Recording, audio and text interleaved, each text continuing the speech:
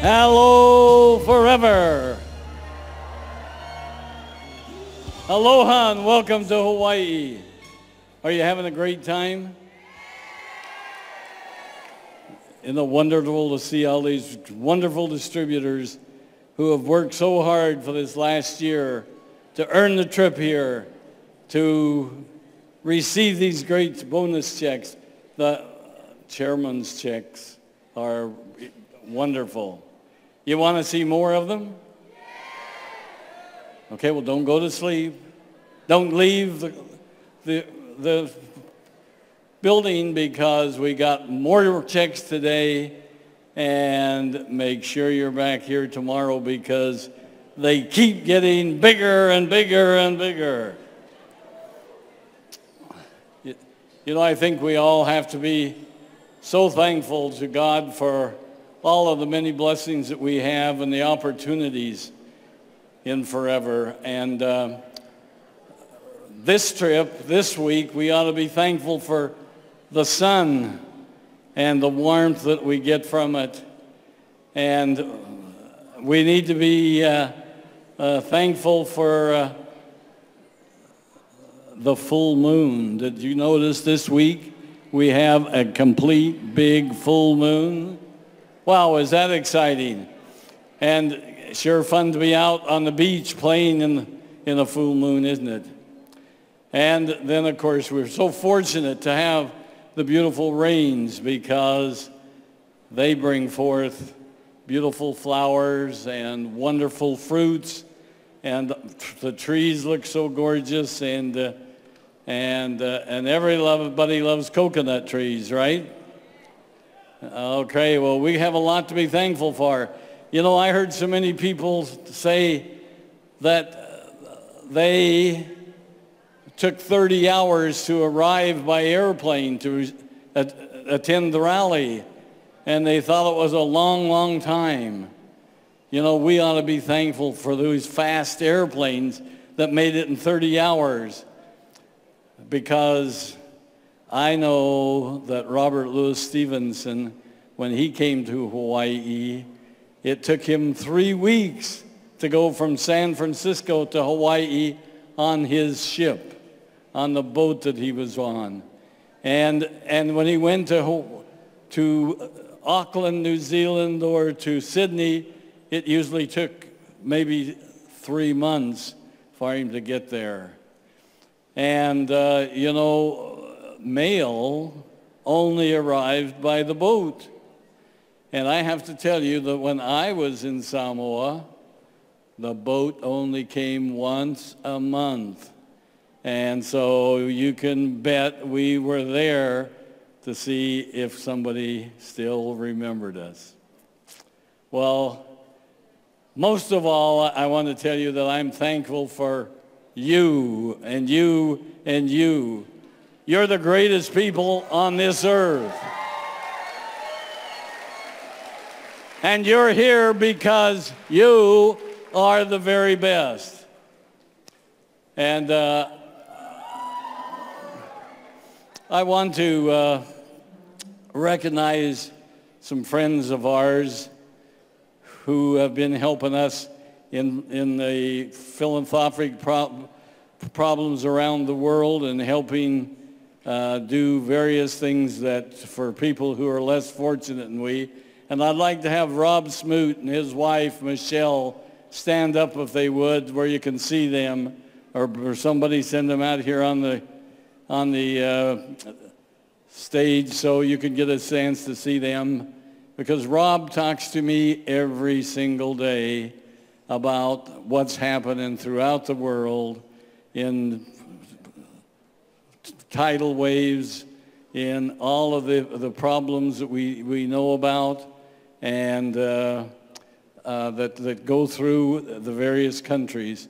And he spends his life helping those people. And so I hope you get a chance to meet him. Rob, where are you? Can anybody see him? And from up here, we can only see a big light out there. So we'll get him to come out here on the stand, and his wife, Michelle, later as soon as they can find him. Well, I wanted to tell you a little about the history of forever. Would you like to know more about history of forever?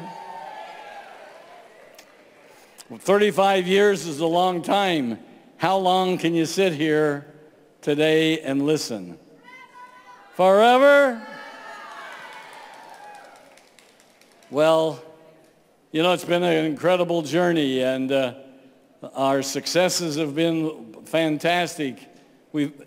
But with those successes, I have to tell you, there's been a lot of challenges. You know, it hasn't been rosy and every day. It has had its thorns, and it has had the challenges. But they wouldn't need us if it wasn't any thorns for us to overcome, right? So that's what I want to talk a little about today. And the company history is not unlikely what happens to each one of you as you are building your forever business. Let me tell you a little about forever. I won't tell you the whole thing. In the beginning, I learned in my life at home with my family on a farm in Idaho that there's not any shortcuts to work. You can't shortcut it. You have to do it right, and you have to spend the time that it takes to do it. My dad taught me hard work, moving sprinkler pipes, working from daylight to dark to get the crops planted, to combine the grains when they were ready in the fall. And I actually was able to get 2 weeks out of school every spring and every fall, 2 weeks, to be able to help with the crops, because the family needed to have the crops brought in so they could sell them and have money. My dad taught me very hard work. He always said that a lean purse is easier to cure than endure. And I'm going to tell you what that means a little. It means that if you don't like not having money to be able to buy things, the way to solve that is go work. Go do whatever you can do to earn money so that you don't have to be poor. And that goes for every one of us. And I'm sure every one of you can say that when you were growing up, that you had that same challenge, the same problems. Well, I believe in the philosophy of hard work, no shortcuts, and with it, I've had an opportunity to have some successes. That, you know, the traditional businessman working in a corporate world.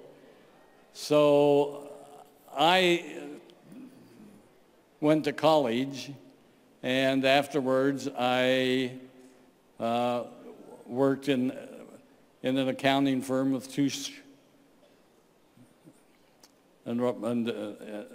Deloitte and Touche, and I learned how to be a corporate businessman, and I liked it, and I enjoyed it.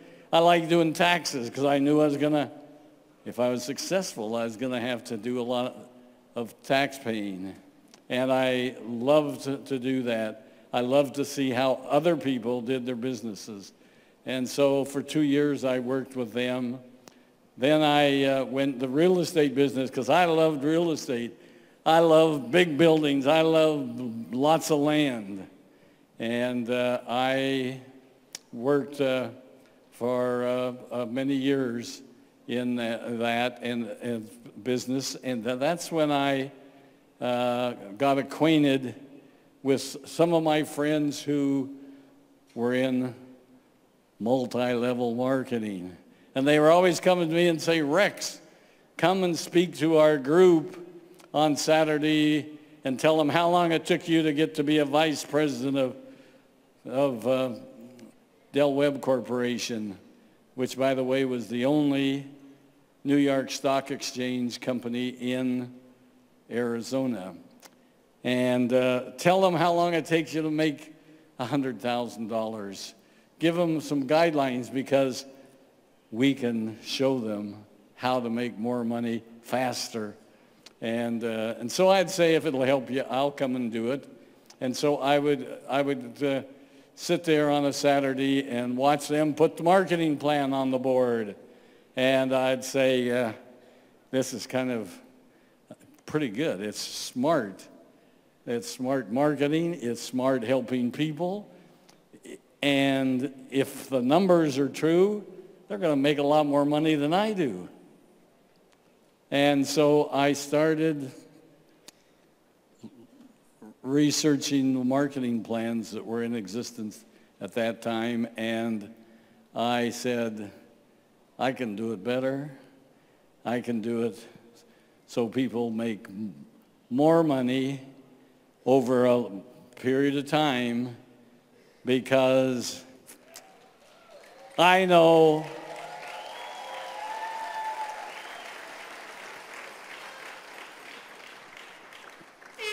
and I wanted a marketing plan for what was going to last forever. And that's what we have.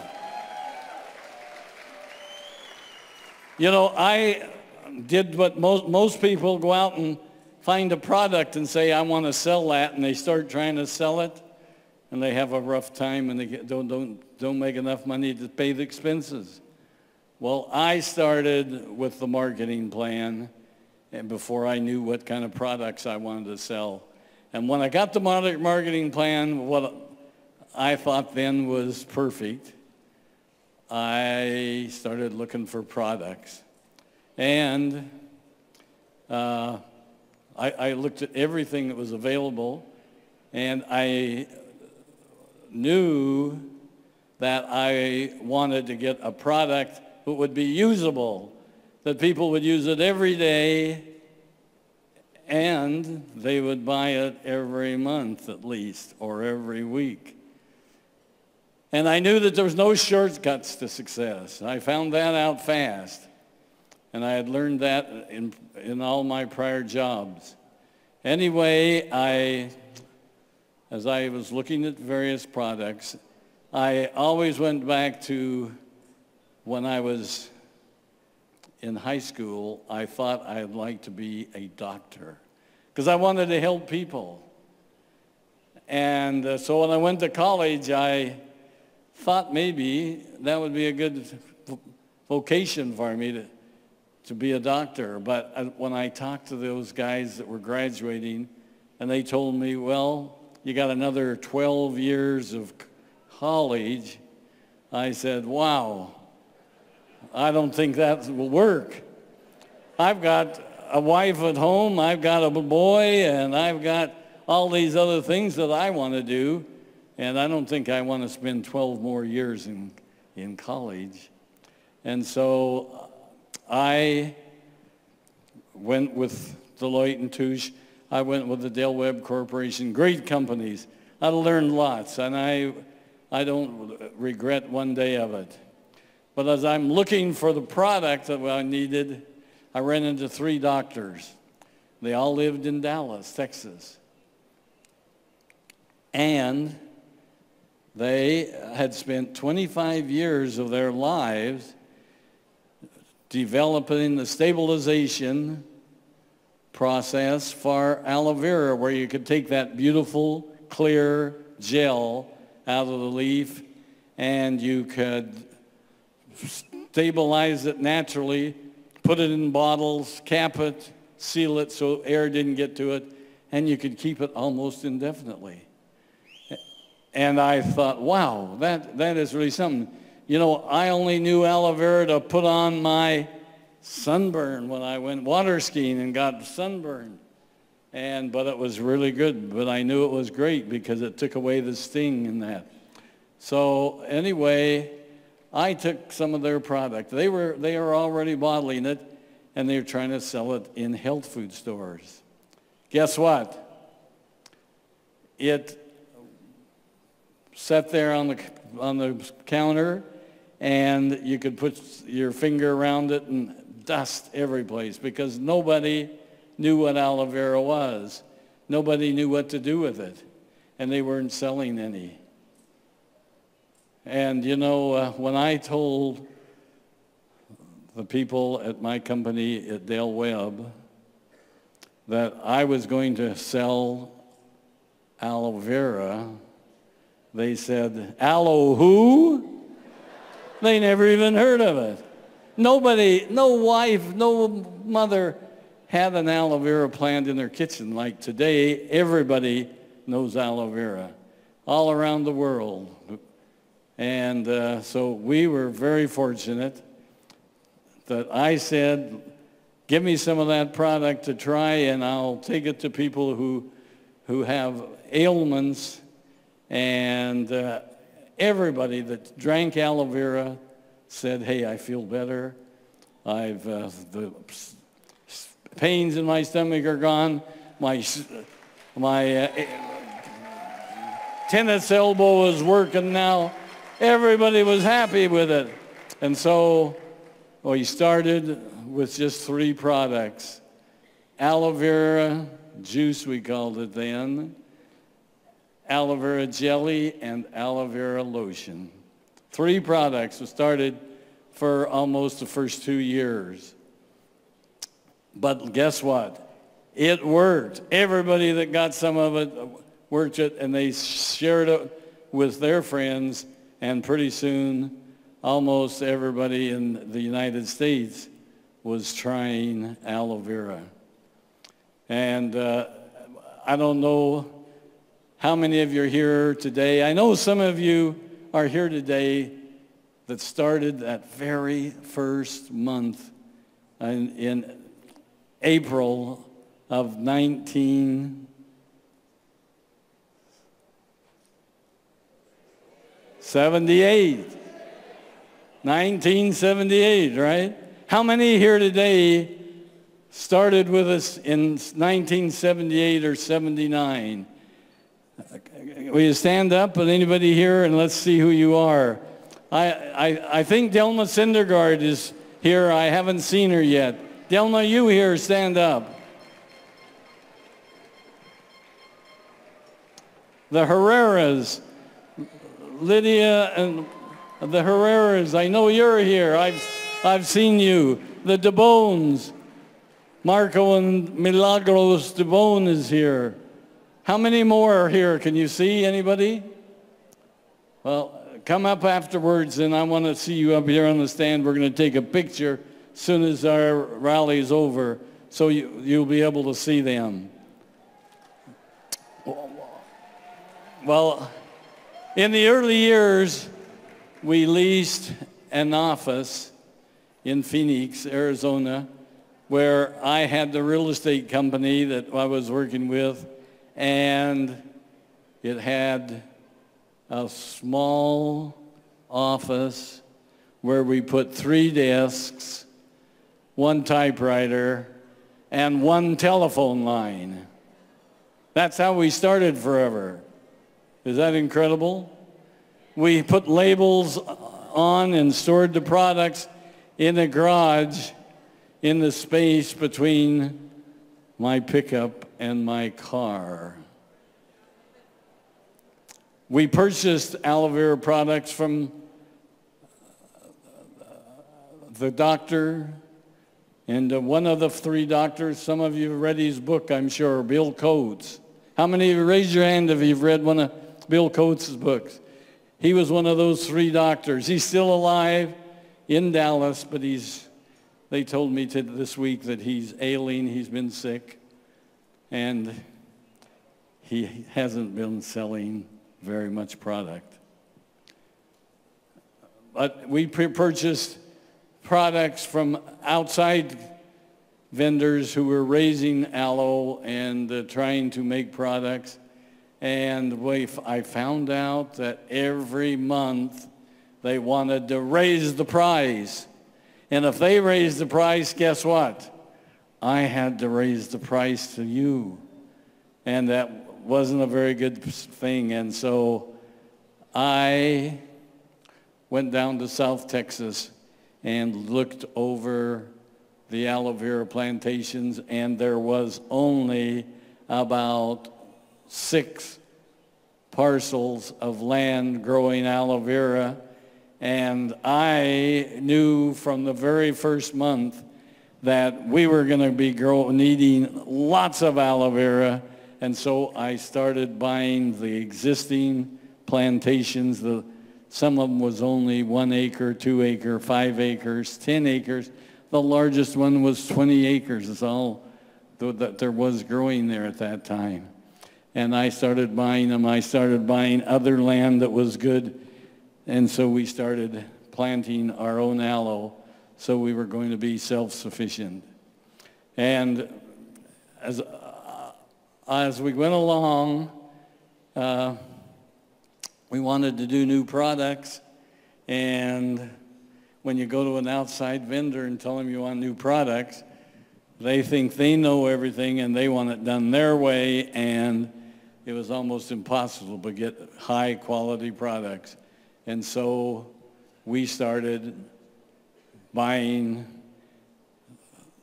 our own building, our own land, and we purchased our first building when we got Aloe Vera of America.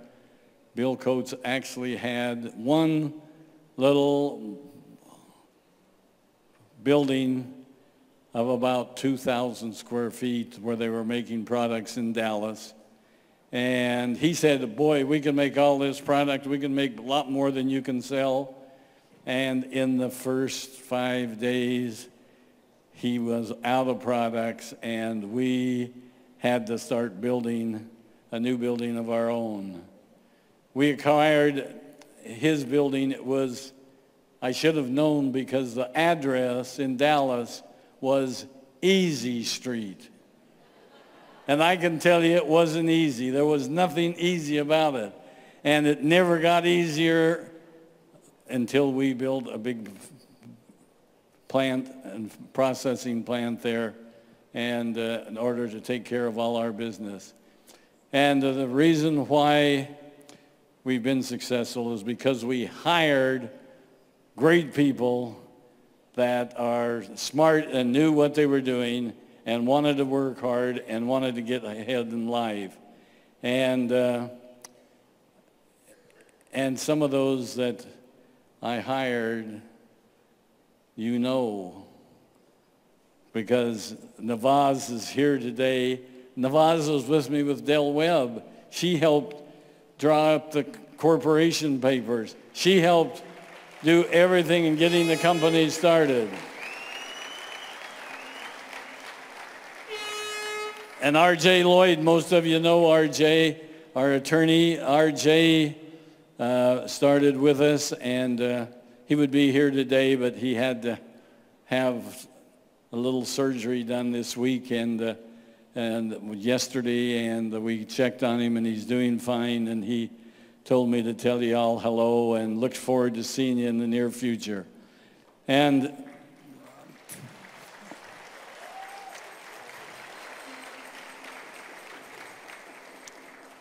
you know who else was with us when we started? Greg. Greg was in high school. Greg came in every day after school. You know where Greg started? Greg started out in the warehouse. He did everything for every job, every direction. When he learned how to take care of the products, make sure they got to the distributors, shipping everything that was happening, and then they moved him up to accounting. He went through every job in accounting so he would know how to do it. Pretty soon he actually graduated from high school, working part-time forever. And then he went to college. He went to Argentina for 2 years on a mission.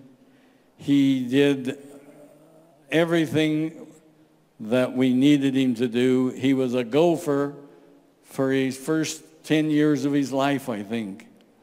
And sometimes he still thinks he's a gopher, but You know different. You know he is really great and brilliant, and we're glad we got him. We're glad he's got all that background. We're glad he's the smartest guy in the building here. When we have problems, we go to Greg and ask him. You know, we had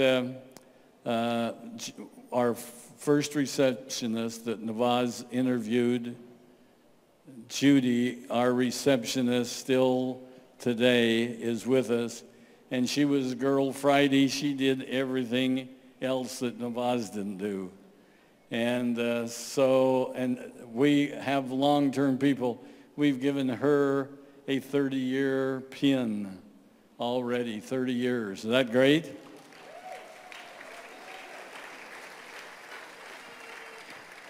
We purchased one building in Tempe. We had to get out of that little one-man office, three-man office. Only 3 people could be in at one time. And we bought a building in Tempe. And when we bought it and moved in, guess what?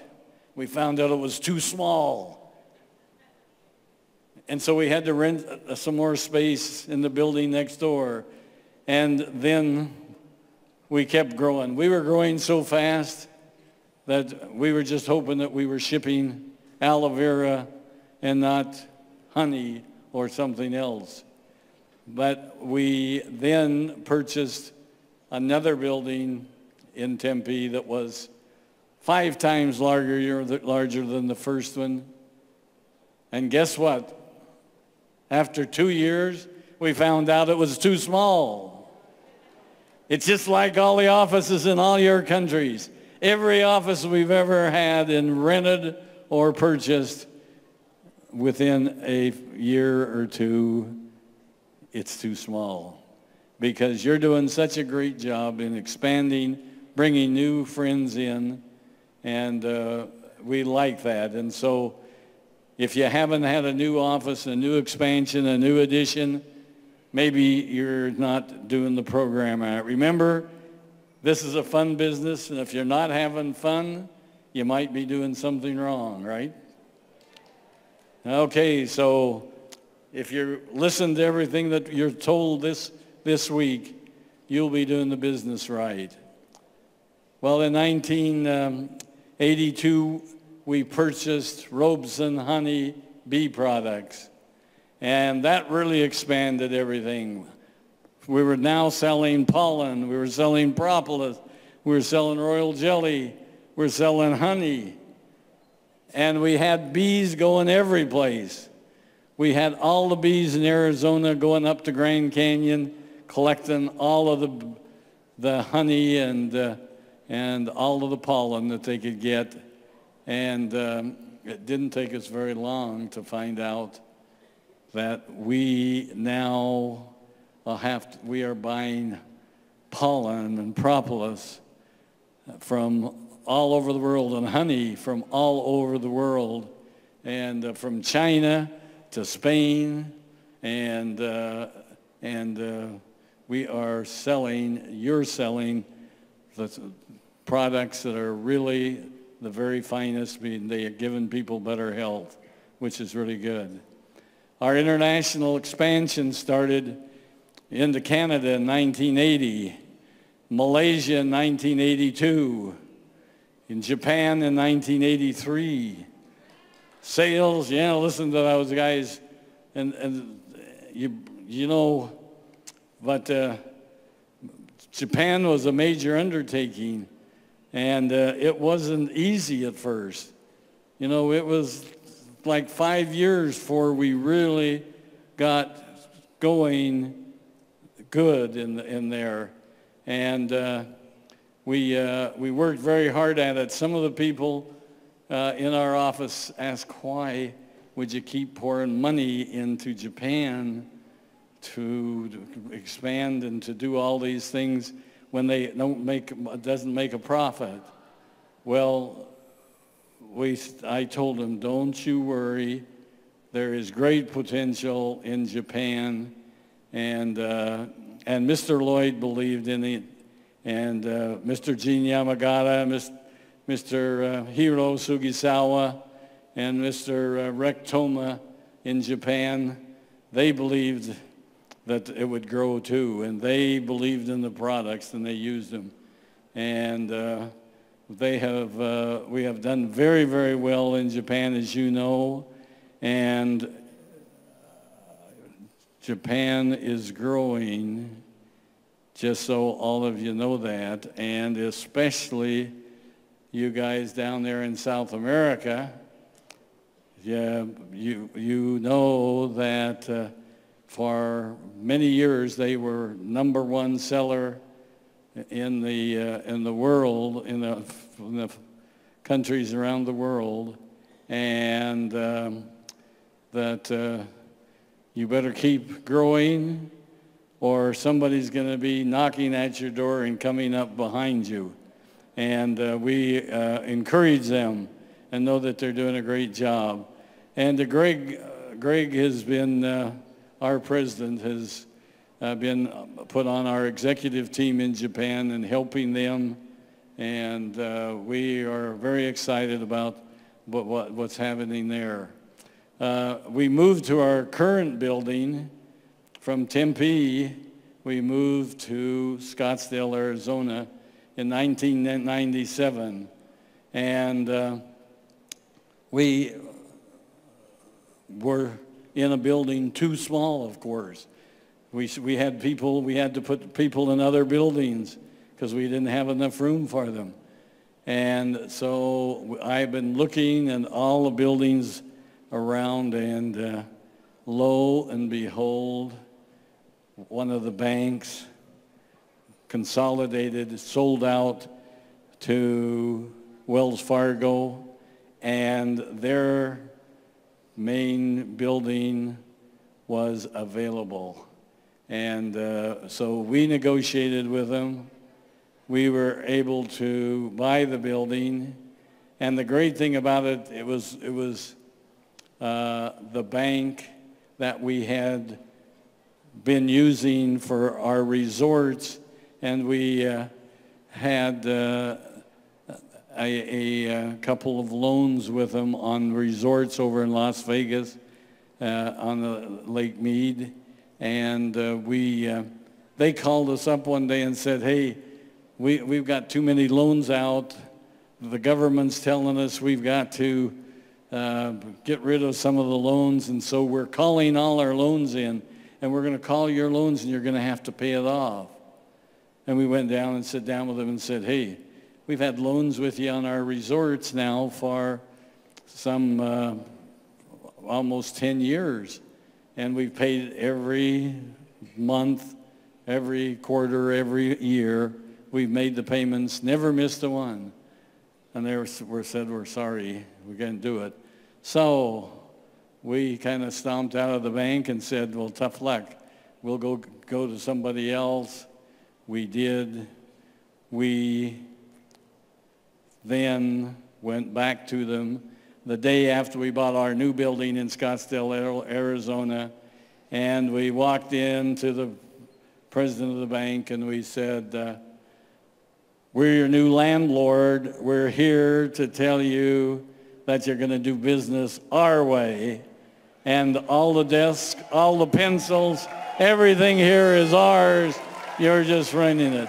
So it was very fun for us. It was very fun to be able to do that. And so at that time I said, I don't want any loans. I don't want any more debt. And if we can't pay cash for it, we don't want to buy it. And so that's the way we've been ever since that time.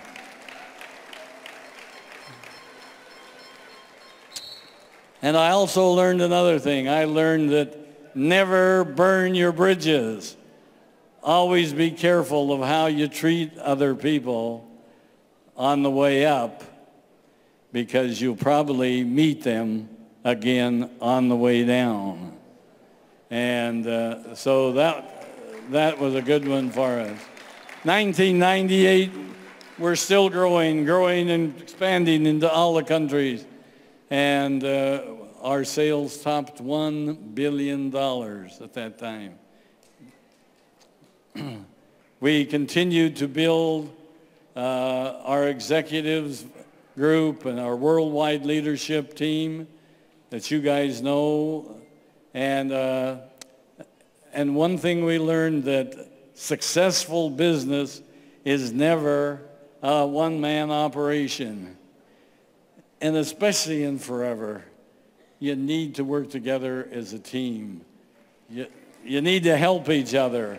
You need to encourage each other, because sometimes it just gets downright hard to keep going every day with all of the people throwing things at you. Today, we have a new 280,000 square foot facility in Ava, in Dallas, and Aloe Vera of America. When I say Ava, is Aloe Vera of America, who makes our products. And they do more than 8 million gallons of aloe vera annually. 8 million gallons annually. Is that a lot of aloe? Man, you could swim for months in that much aloe, couldn't you?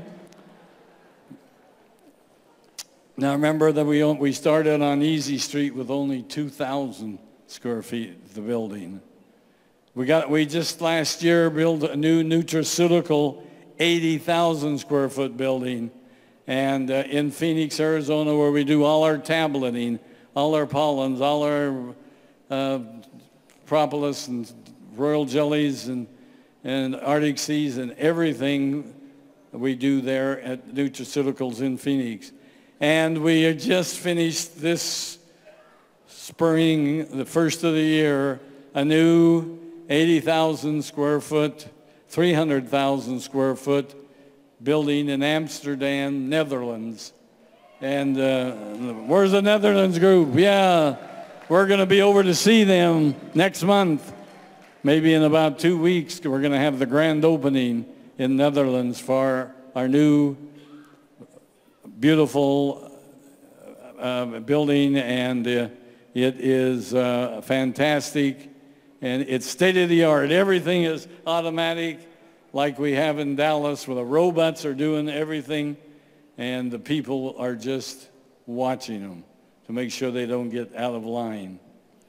Now, we own more than 6,000 acres of aloe vera plantations in the Dominican Republic, many also down in South Texas by McAllen, and we take aloe from them every week and use it for our great products. And we are now, something new for you, we're now doing business in 155 foreign countries. And I hope you realize there's only 195 countries around the world. So but we got a lot to go. But that doesn't mean anything, because just think, in each of your countries, there's so many people. Most people have never heard of Forever. Most people have never had a glass of real aloe. And so we have our job to do and things to do. We got major internet presence. We have 175,000 fans on our Facebook. We have more than 5 million people visit foreverliving.com last year. 5 million people. How about that? We have many forever giving projects, like we just did here today with the two groups, to help their organizations help people who are needy and less fortunate than us. What's next? What are we going to do next? We got new people like Greg involved to take us to the maximum, to be first in line with all the great things. Our Eagle Manager program is building our next generation of distributors leadership, our future 20K distributors.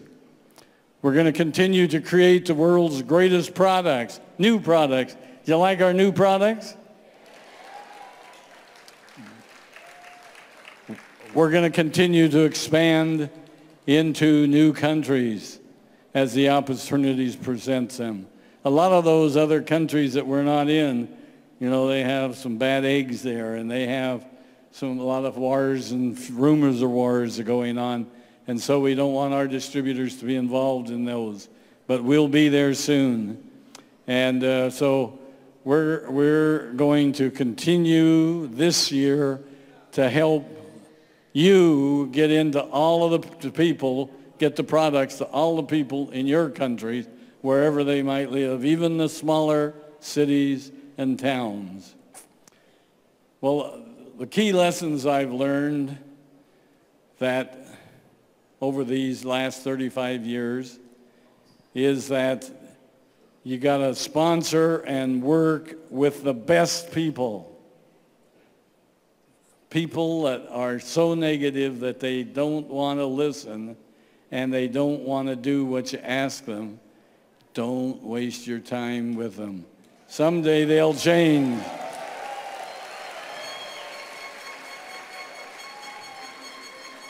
Sponsor and work with the best people. That'll help you get to the top fastest. Build it right, and don't try to shortcut it. And remember the movie, if you build it, they'll come. We're going to build it, and we know you're going to come with new people. Gain control of the process in your business and build for the long haul. Create a long-term strategy, not short-term gains like other countries, other companies have. We're in it for the long haul. And most importantly, smile. Remember what Greg told us? Smile, smile. Attitude is everything. Positive thinking is contagious. Be a positive thinker, and people will want to be a part of you if you make it fun. Remember, our business is a fun business. Wear your pins. And remember what I told you about Lays, how they're so important in Hawaii, in Samoa, in all the other countries in the Pacific, and other countries around the world use Lays. Wear them with pride. Make sure you take them home and tell people, tell all your downline people what a Lay's about, what the people do. It helps them be together. It helps them work together because they're all wearing the same Lay, and they all are shooting for the same pins. And so remember to wear your pin and be working towards your next level, because that's important for you to get bigger checks. Well, remember that I've told you 100,000 times, the power of forever is the power of love. I love you all.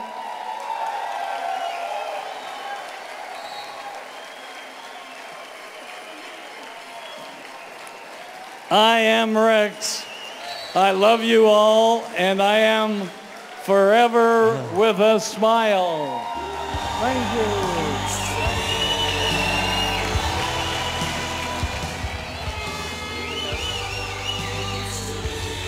Rex, thank you so much. Please welcome to the stage, Miss Ruth Maughan. Come on, guys, a big round of applause for the lady that's been behind all of that supported Rex through all of those years of challenge and struggle. And guess what, Rex? Look behind us. Remember, it's our birthday, our 35th birthday. Congratulations, Rex, Ruth. And I wonder if you guys want to join us in singing happy birthday to these great people. Can you help me with that? Okay, ready? And you know my voice is terrible, so I apologize up front. But on behalf of all of us, we want to thank you both from the bottom of our hearts for sacrificing so much, enable us to have such an opportunity 35 years later. We appreciate it. Do we appreciate it? Okay, ready? We have to do the English version. 1, 2, 3. Happy birthday to you. Happy birthday to you. Happy birthday, dear forever. Happy birthday to you.